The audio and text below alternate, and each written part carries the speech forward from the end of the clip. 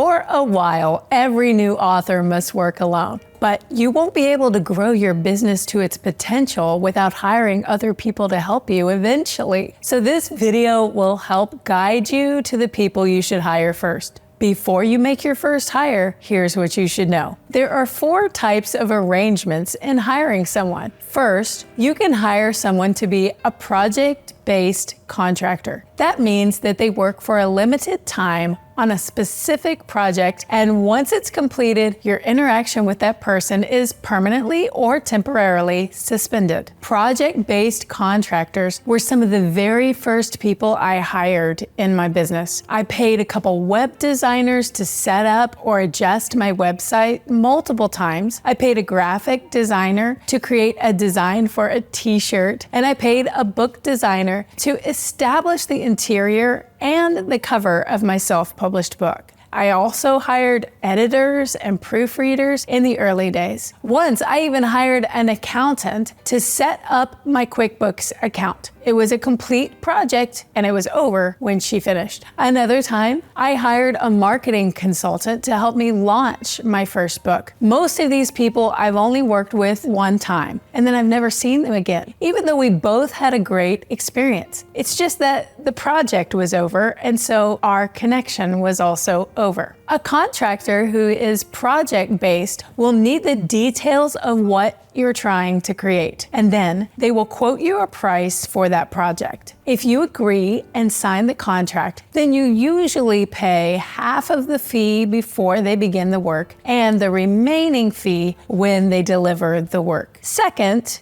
you can hire someone to be an ongoing contractor. That means they're not on board with you for just one project, but for work that continues indefinitely. I have hired virtual assistants, a bookkeeper, a video editor, a podcast manager, and social media graphic designers for all of these jobs. Because they are ongoing contractors, the commitment is low. You can easily cancel their assignment with sufficient notice if it doesn't appear to be working out for the two of you. If both of you do connect well, then you can keep going as long as it pleases both of you. When you explain your expectations for the ongoing role, the contractor will quote you a monthly fee for their services. I have had some ongoing contractors offer me a trial run of 1 month to see if we're a good fit, but most will require that you make a 3-month commitment. In my case, there were a couple of times when I knew pretty early on during that 3 months that it was not going to work out, but I completed my obligation knowing that I want to part ways on good terms with everyone I work with. It's best for the long-term health of my business. In other cases, I've been so blessed to have the help from these ongoing contractors because they create systems for the back end or behind the scenes operations of my business. Third, you can hire someone on retainer. This type of contractor is there when you need them, but silent when you don't. You pay them a monthly fee even when you don't use their services. Kind of like having car insurance. This type of arrangement is rare. Fourth, you can hire someone full-time. I'll make a video about this one day, but as yet, I do not have experience with hiring someone full-time, so stay tuned. Hiring someone full-time is quite complex, as you'll need to start paying payroll tax to the government, and it may be more difficult to part ways if the hire doesn't work the way you were hoping it would. So, for the rest of this video, I'll help you get an idea of who you should hire first when it comes to the ongoing contractor role, because they are the ones who will really assist you in growing your business. Here is a list of some of the essential roles that ongoing contractors play in my business world. Number 1, hire a podcast editor or video editor or both. This was a game changer for me. That's why I list it first. If you have a podcast or YouTube channel, one of the most time-consuming tasks is the editing. I edited my own audio and video for years.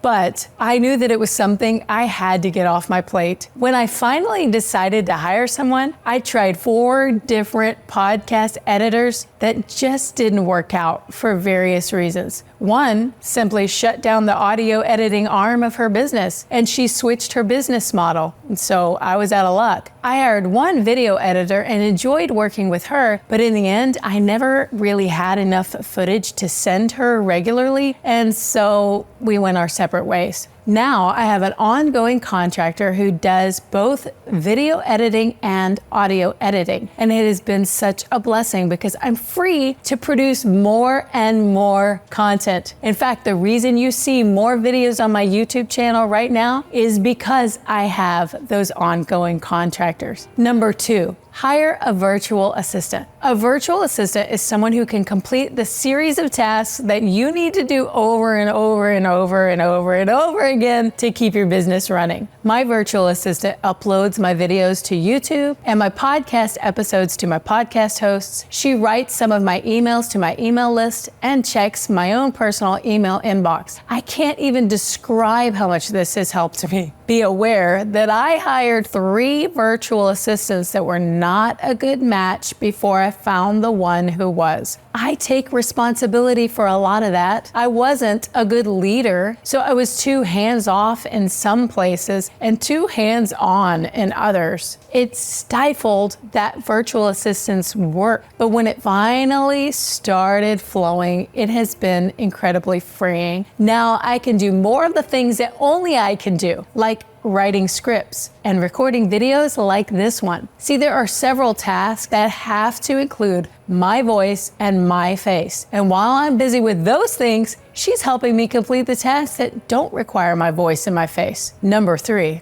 a bookkeeper. Most creatives and influencers and coaches like you and me do not really know how to keep accurate financial books. We need someone to handle this extremely important task. A bookkeeper will help you submit sales tax and federal tax. It isn't an exciting position to fill from my perspective, but hey, it's a critical one, so don't overlook it. Number 4, a social media graphics designer. Now, I know this is the first person you really want to hire, but hang on a minute. It could be that the only reason that you want someone to take the social media task out of your hands is because you lack the self-esteem. Get over it. Do it yourself for a while. Then hire somebody once you know what you're doing, not because you need to know what you're doing. Number 5, a Facebook ads manager. From the very beginning, I created and managed Facebook ads by myself. But along the way, certain aspects of it behind the scenes became challenging. This year, I decided to hire someone to handle all the back end for me, and it has taken a huge weight off my shoulders because things are no longer so straightforward in the Facebook ad world. And it might be helpful for you to go directly to a Facebook ads manager when it's time for you to run ads.